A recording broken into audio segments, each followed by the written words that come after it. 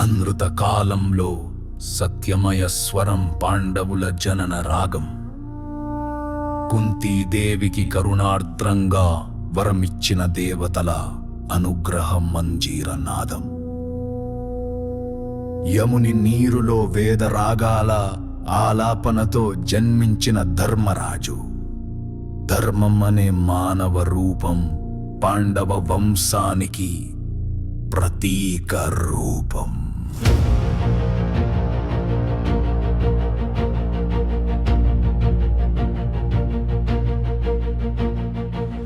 భీముడి గుండె ఊపిరిలో పవన దేవుని వీర సింహనాదం. ప్రతి అడుగు పర్వతపు బలం, శత్రు సమూహాలకు భయరేఖ. నాగశయన గదిలో జన్మించిన శూన్య భయ సౌవ్యం. వృద్ధిలో ముదిరిన బలం కాదు, భగవత్ ప్రసాదం. అర్జునుని నేటి ధ్యానం, ఇంద్రుడు ప్రసాదించిన లక్ష్య నిశ్చయ బాణం. గురు దక్షిణకు సమర్పించిన శ్రద్ధ రూపం. సహోదరులలో శాంతియుత గర్వం, శత్రువులకెల్ల రణరంగంలో పుణ్యం. గాంధీవధారి చేతుల మీద యుద్ధం స్వయంగా దిగింది. నకుల సహదేవులు అశ్విని దేవతల చిరు వెలుగు జ్యోతులు. శాంత స్వభావంలో ఋషుల గుణాలు, రక్తంలో వేదపు పాటలు. నిర్లిప్త జీవన శైలిలో గురువులకు అర్పిత నిబద్ధత. వారు కాదు కేవలం సహోదరులు, ఐక్య పాండవ చక్రం.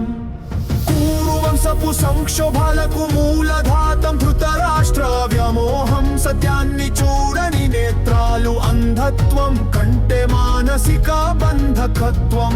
దుర్యోధనుడి ఆక్రోశంలో అహంకారపు నిప్పుల స్వరం. అధర్మపు రాజకీయాల వింత రూపం. కృష్ణుడు గోపాలుని నుండి గీతాచార్యుడుగా మారే వేళ. పాండవుల పట్ల ఆయన మౌన సమర్థనం. భగవత్ ధర్మం ఒక అడుగు వేయకుండానే చేసే నిర్ణయాల గొప్పతనమది. ప్రతి చలనం వెనుక సమీకృత సత్య రూపం. హస్తినాపుర పెట్టె యోధులుగా పాండవుల జీవితం. కృష్ణుని కలలో చూసిన పునీత యజ్ఞోపధర్మ మార్గం. ప్రతి శ్వాసలో శాంతిని కోరే మనస శక్తుల వర్ణన. ఇదే మహాభారతమున్ ముందు ప్రస్థానం. వేడి శ్వాస